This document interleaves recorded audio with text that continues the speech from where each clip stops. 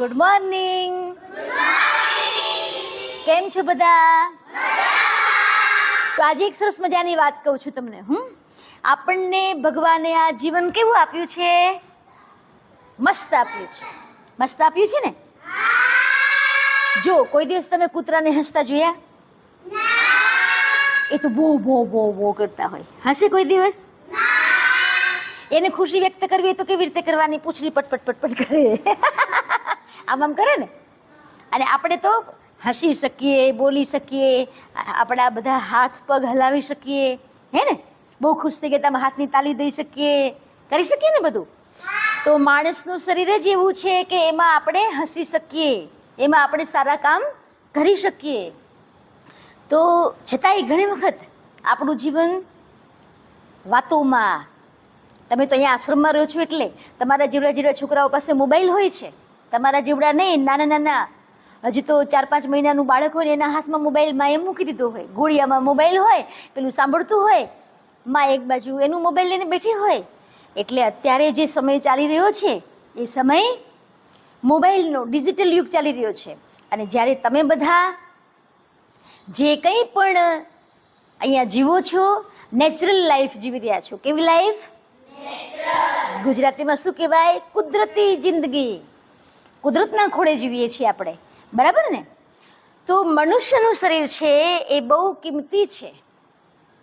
મનુષ્યનું શરીર બહુ કિંમતી છે, બહુ અમૂલ્ય છે. એક માણસ એરપોર્ટની નજીક કોઈક હોટલ હતી અને ત્યાં રોકાયો. વહેલી સવારની એની કોઈ ફ્લાઇટ હશે, પણ એ થોડીક લેટ થઈ છે. વિચાર કર્યો, આખી રાત મારા પાસે છે, હવે એ એરપોર્ટ ઉપર રોકાવું એના કરતાં બેટર છે કે હું નજીકની કોઈ હોટલમાં જતો રહું. એટલે એ માણસ નજીકની હોટલમાં ગયો. દરિયા કિનારે સરસ મજાની હોટલ છે. રાત્રિના સમયે ઊંઘ આવતી નથી. વિચાર આવે છે કદાચ ઊંઘી જાઓ ને સવારે પાછો ફ્લાઇટ ચૂકી જાવ તો. એટલે એને ઊંઘ નથી આવતી, થોડો ટેન્શનમાં પણ હતો. એટલે રાત્રિના સમયે દરિયા કિનારે ફરવા માટે નીકળ્યો છે. અંધારી રાત હતી એટલે જતાં જતાં પગમાં કંઈક અથડાયું. દરિયા કિનારે પગમાં કંઈક અથડાયું એટલે એ માણસે આમ જોયું, પણ ખબર ન પડી કે શું છે. આમ હાથ દીધો તો ખબર પડી કંઈક બોરી છે. ત્યાં બાજુમાં જ એક પથ્થર હતો, એ પથ્થર ઉપર બેસી ગયો. આ બોરીમાં આમ કરીને આમ હાથ નાખ્યો તો અંદર કંઈક કાંકરા જેવું લાગ્યું એમને. પથ્થર જેવું નાના નાના પથ્થર લાગ્યા. એટલે એને રમત સૂજી, સામે દરિયો છે એટલે અહીંયાથી કાંકરી લઈ અને આમ કહીને આમ ઘા કરે છે. અંદર ડબક એવો અવાજ આવે એટલે એને આનંદ આવે છે. આપણે આવું કરીએ ને, કરીએ છીએ ને ઘણી વાર ગામડામાં. નદી હોય કે કંઈક એવો ખાડો હોય, એમાં પાણી હોય, પછી આપણે આમ કહીને આમ નાખીએ તો કેવું ડબક અવાજ આવે, આપણને ગમે, હે ને? એ કુદરતી સંગીત છે, એમાં કંઈ સારે ગમે પધનિસા ન હોય. તો પેલું માણસ એક પછી એક પેલું આમ કાંકરા લઈને આમ કહીને આમ ફેંકી રહ્યો છે. એક એક કાંકરો ફેંકતો જાય આનંદમાં આનંદમાં. કંઈ ખબર નથી, સવાર પડી ગઈ. હવે થોડા અમથા પથરા રહ્યા છે, મોટી બધી બોરી હતી, થોડા અમથા પથરા રહ્યા છે ને એમાં સવાર પડી ગઈ. લગભગ 6:30-7 વાગ્યા આવ્યા ને એનું ધ્યાન કુદરતી જ ગયું કે આ હું સવારનો રાત્રિનો ફેંકું છું, હવે કેટલાક પથ્થર રહ્યા છે. આમ કે આમ જુએ તો થોડા અમથા પથ્થર છે, પણ આખું ખોલીને જોયું તો પથ્થર નથી, આ તો હીરા છે, હીરા. અને હવે એ હીરા, ઓહો હો, સાચા છે ખોટા છે ખબર નથી, પણ એકદમ ચમકતા. આ તો પથ્થર.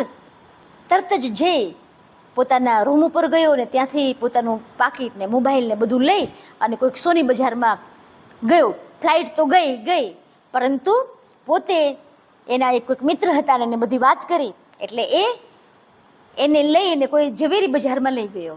ઝવેરી બજારમાં લઈ ગયો અને બધાને પૂછ્યું કે ભાઈ આ શું છે? તો બોલે આ તો મહામૂલા હીરા છે, તમને આ ક્યાંથી મળ્યા?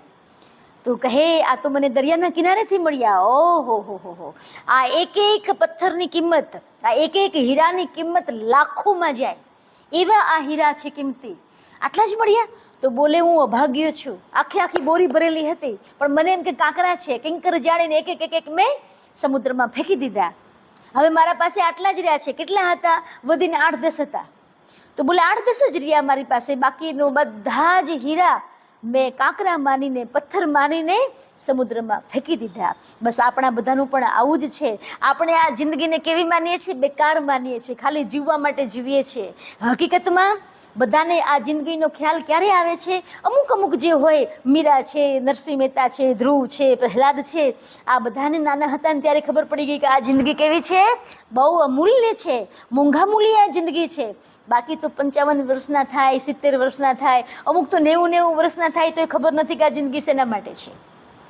અને ઘણી વાર ખબર પડે તો 2-5 વર્ષ રહ્યા હોય, 2-5 મિનિટો રહી હોય, 2-5 સેકન્ડો રહી હોય, ત્યારે ખબર પડે કે ઓહો હો હો, આ જિંદગી મેં આમને આમ વિતાવી દીધી, આ જિંદગી હાથ તાલી દઈને જતી રહી. ગાઉં છું ને હું, ચલી જા રહી હે જિંદગી ધીરે ધીરે ધીરે ધીરે ધીરે ધીરે ધીરે. આપણે સૌ મોટા થઈ રહ્યા છીએ એવું લાગે છે? ના, નાના થઈ રહ્યા છે, વર્ષો ઓછા થઈ રહ્યા છે જિંદગીમાંથી. તો આ જિંદગી આપણને મળી છે, બીજાનું કંઈક સારું કામ કરી લઈએ, બીજાને કંઈક મદદ કરી લઈએ, બીજાના કંઈક આંસુ લૂછીએ તો આપણી જિંદગી સાચા અર્થમાં આ જિંદગી જીવ્યા કહેવાય. જેવી રીતે હું કાયમ કહું છું ને કે બીજાને સારું કરવાનો વિચાર જો આપણા મનમાં ન આવે તો આપણે જીવતા જ નથી. એક જગ્યાએ 2 ભાઈઓ, એક આ અટારીમાં ઊભો છે, એક સામે બીજી અટારી છે, એમાં ઊભા છે. 2 જણા સવારમાં દાંતણ કરતા હતા. બ્રશ કરતાં કરતાં એકે કહ્યું, સાંભળ્યું? હા, જીવનલાલ ગુજરી ગયા. એક બોલ્યો, જીવનલાલ ગુજરી ગયા. તો પેલો બ્રશ કરતાં કરતાં કે હે, જીવનલાલ જીવતા હતા? શું કે જીવનલાલ જીવતા હતા?